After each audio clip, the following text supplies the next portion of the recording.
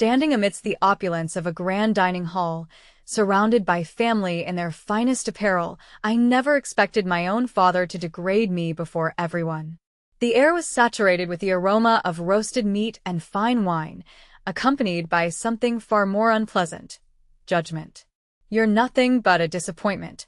His voice pierced the room like a knife, his frigid eyes filled with scorn as they met mine. The chatter ceased entirely, all eyes fixed upon me. Resentment welled within, my fists clenched tightly. Anticipating friction upon my arrival, the personal sting of his words was still unexpected. They aimed to shatter what little was left of my resolve as he stepped closer, swirling his wine disdainfully.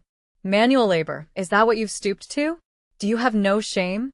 Uncomfortable glances were exchanged amongst a few ants, yet no one dared intervene. With a dry throat, I managed, "There is dignity in hard work, father." A sharp, dismissive laugh. "Hard work? Scrubbing floors, lifting boxes? You're born into privilege, yet you diminish yourself and sully our family's reputation." My breath shallowed, my vision narrowing. Years spent striving to prove myself, meaningless in his eyes. But another voice emerged, interrupting, a voice carrying enough weight to silence even my father. Then all should hear the real truth. It was my grandfather, seated at the table's far end until now. Rising, every gaze shifted.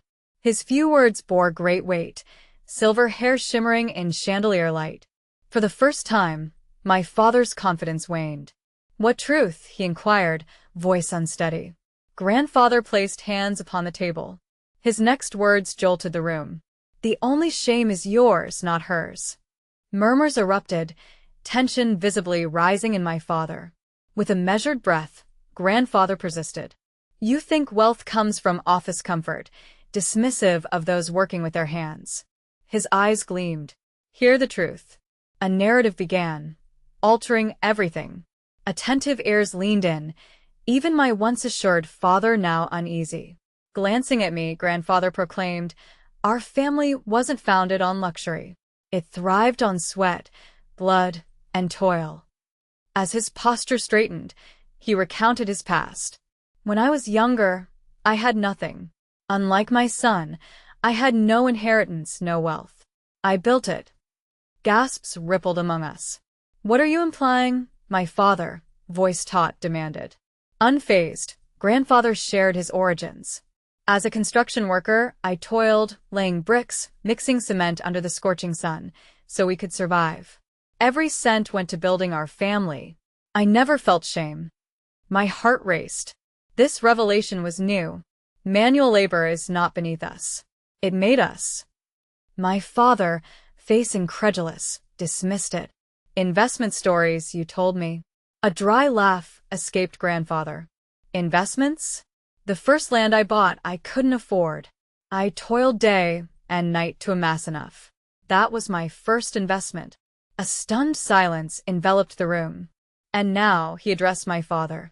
"You'd deride your daughter for what I once did, working with her hands?" A scoff. "She brings no shame." "You do, for forgetting our roots." As tension knotted my father's jaw, I felt an unexpected shift. "Frigid." "Enough," grandfather decreed, voice firm. "I've not finished." Turning to me, "You remind me of myself, and because of that, I have reached a decision." My heart flipped. "A decision?" Glancing at the family, he continued, "For some time, I've deliberated. I established this empire, and soon, there must be a successor to my father's position." "That has always been in the plans," I replied confidently. "No," interjected grandfather firmly, his eyes locking onto mine. "I choose her." The room erupted into a murmur of disbelief. My father leaped up from his seat, face flushed with indignation. "You're not serious," he exclaimed. Grandfather remained composed. I've never been more serious in my life. I was taken aback. "Grandfather, I tried to speak, but he raised his hand to silence me. I've watched your dedication and perseverance, your ability to keep pushing when others gave up. Those are the qualities of a leader." My father slammed his glass onto the table, spilling wine across the pristine white cloth. You can't just hand everything to her. She's not qualified to manage anything. Grandfather's eyes darkened as he shot back. And what have you done? He paused to let his words sink in. All you've done is live off my accomplishments, mocking those who toil. You've done nothing to earn this empire. My father's fists clenched in anger. This is a mockery. No, grandfather corrected. This is justice. I glanced at my father, his face taut with bitterness. He had assumed everything was his by right, but now that was over. Within me, a resolve ignited. It was about proving that determination and hard work meant something. As I straightened and met my father's angry stare, my determination solidified. He wanted to see me fail. Now he would see just how mistaken he was. The room buzzed with the commotion of family members, sharing shocked whispers.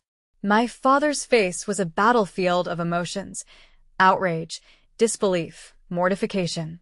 Yet for me, this was a moment of recognition.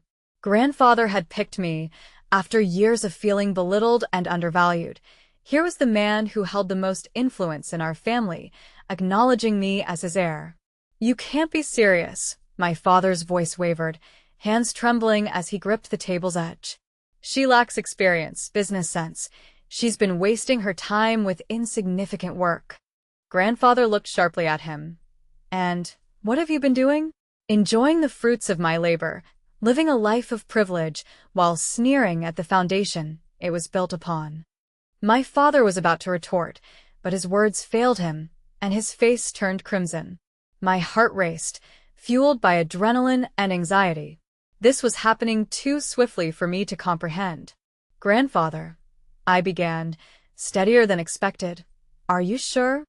He softened as he responded, more sure than I've ever been. But I hesitated. I lack the business acumen. I'm not one of them.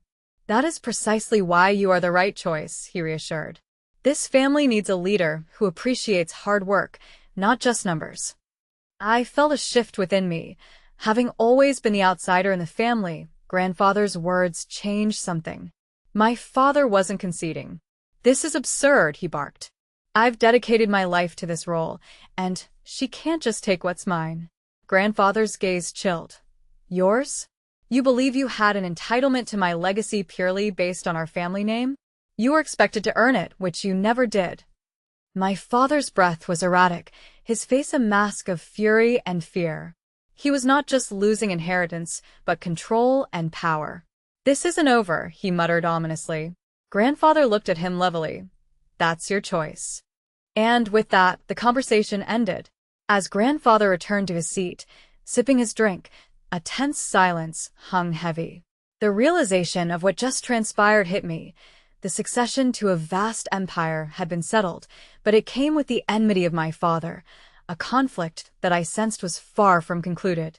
The gathering dispersed in uneasy quiet, some family members avoiding eye contact, others offering restrained nods of approval. My father stormed out, my mother trailing worriedly behind. I sighed deeply, brushing my hand through my hair. The situation seemed surreal. You're in for a fight, came a voice beside me. I turned, meeting my cousin Daniel's gaze. I let out a dry laugh when he mentioned that he was one of the few family members I got along with. He gave me a half-smile. You handled yourself well back there. I muttered. I didn't handle anything. Grandfather did. He shrugged. Still, you didn't back down. More than most in this family can say. His words were appreciated, but they didn't ease the tension growing in my chest. It wasn't just about me anymore. It was about proving I was worthy of my newfound role, and I had no clue where to begin. My phone buzzed with a message from an unknown number. You don't belong in this world. Walk away before it's too late. A chill ran down my spine. The battle had begun. The following morning, my name was splashed across the news. Billionaire names unqualified granddaughter as heir. A disastrous decision or nepotism case gone awry. Former manual laborer to inherit family empire. Experts react. This public attention was new to me, and for all the wrong reasons. Heart-pounding, I scrolled through brutal social media comments. She has no business experience. This is a joke. If I were in that family, I'd be furious. She used her grandfather's favoritism to jump the line. It was one thing to expect resistance from my father, but now the entire world weighed on me. A call from grandfather interrupted my thoughts. Answering immediately, I heard him ask if I'd seen the news, his voice calm. Yes, I admitted, and he sighed. The media will always have something to say. What matters is your response. I closed my eyes. And how do I respond? You prove them wrong. Easier said than done, and my father had no intention of making success easy for me. The next week was a whirlwind: meetings, financial reports, business jargon that left me reeling. I barely had time to breathe, but persisted, working late nights to study everything. One morning, entering a board meeting, something felt off.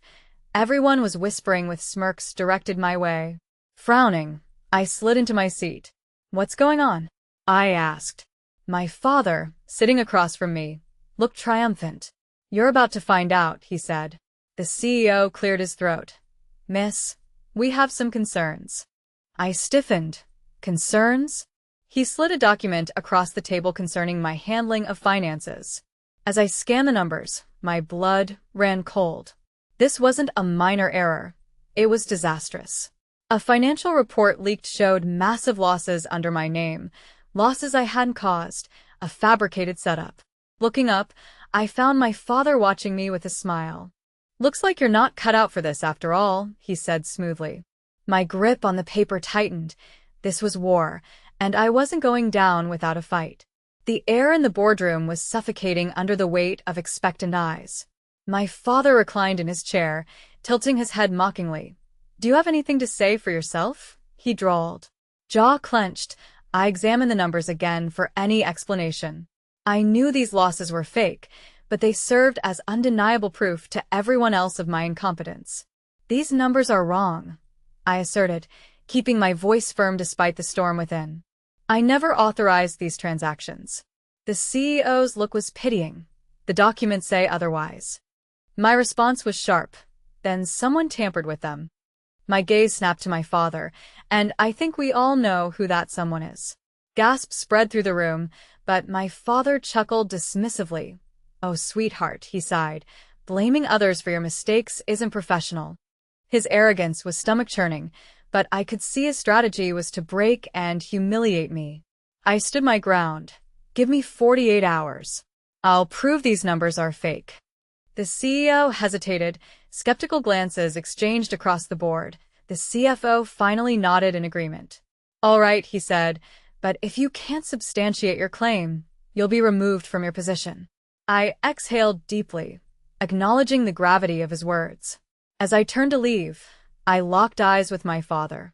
His smirk remained, but his gaze was laced with amusement. He thought he had already succeeded, not realizing his grave miscalculation of underestimating me. That night, sleep eluded me as I meticulously examined every financial document and transaction log, seeking the flaw in my father's scheme. The numbers were expertly forged, and their tracks well covered. I needed assistance, and there was only one person I could trust: my cousin, Daniel. I arrived at his apartment at dawn, finding him already prepared. A single glance at my face and he sighed.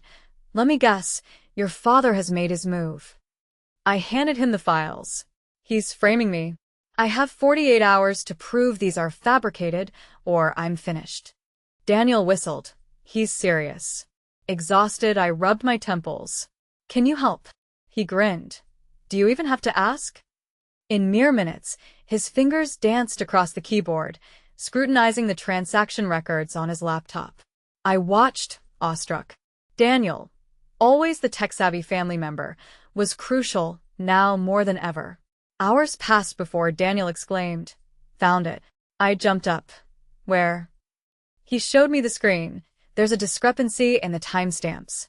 The system logs every action, even edits. Someone tampered with these documents post-creation.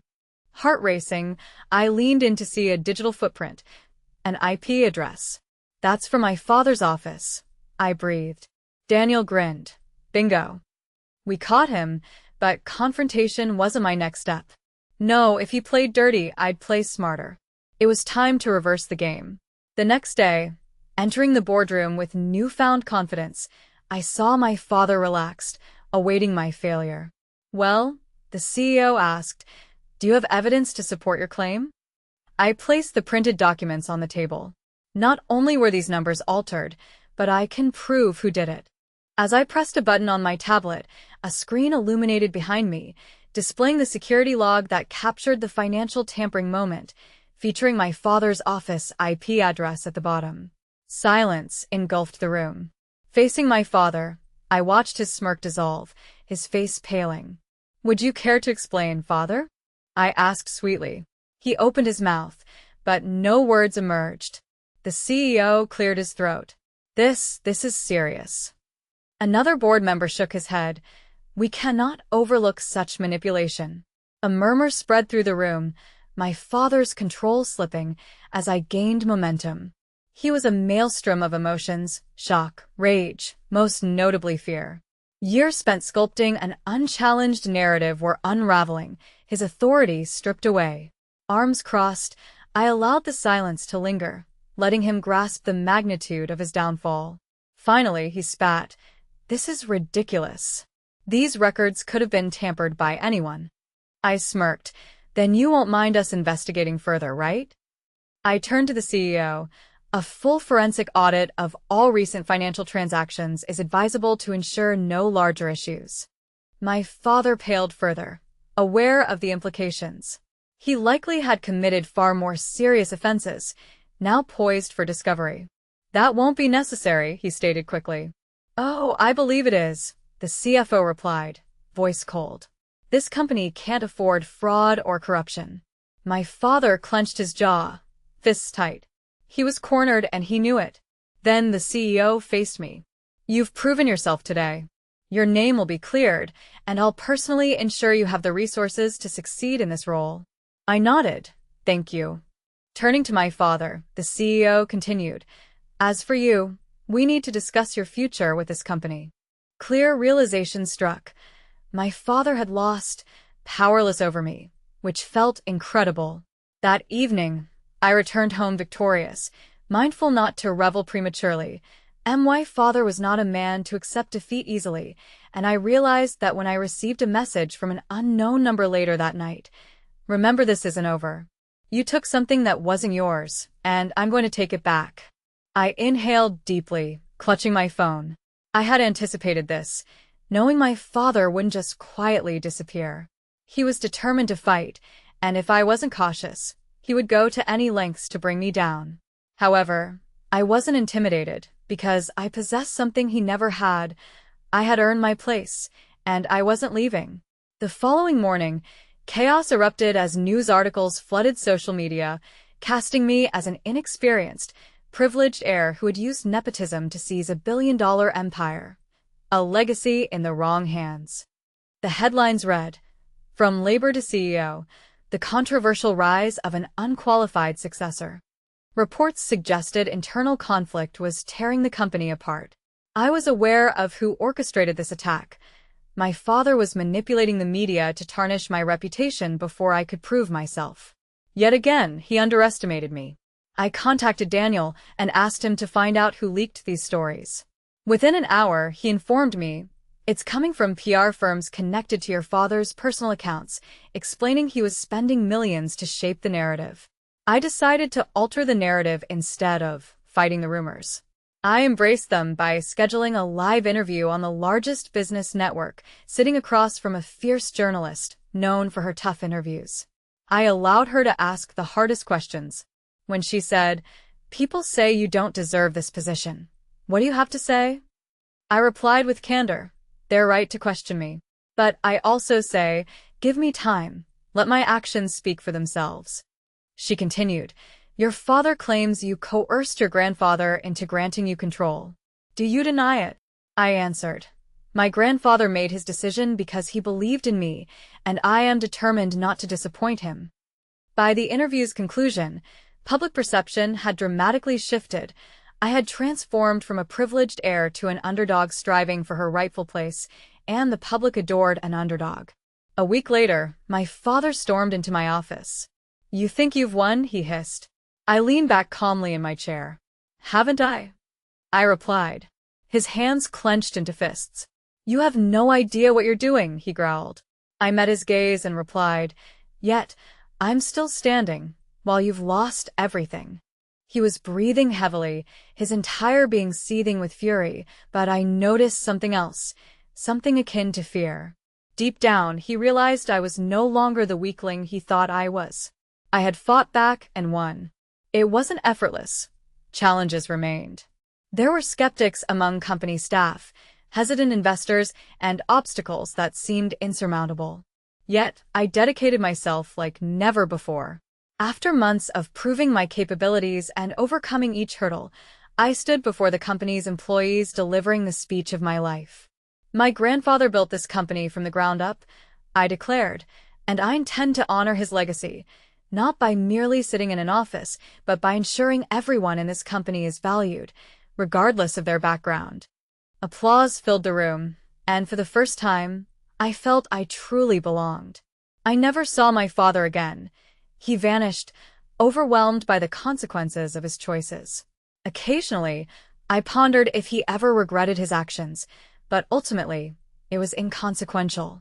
I had constructed something beyond what he ever could because it was founded on respect and genuine effort. This was a legacy worth leaving. Years later, walking through the company I now led, I passed a janitor cleaning the floors. I paused and took another mop. The janitor looked stunned. Miss, you don't have to do that, he said. I smiled and replied, No work is beneath me, for this was the lesson my grandfather imparted, when I vowed never to forget. Reflecting on it all, I recognized a vital truth. My father had always been fearful. Fearful that if individuals like me proved that hard work triumphed over privilege, his entire lifestyle would disintegrate. Ultimately, that is precisely what transpired. But I had founded something stronger, something genuine, and I determined never to let it be taken away. Gazing at the skyline from my office, I knew I had achieved something unforeseen. I had transformed my greatest humiliation into my greatest victory. In doing so, I had become more than just a name. I had become unstoppable, and this was merely the beginning.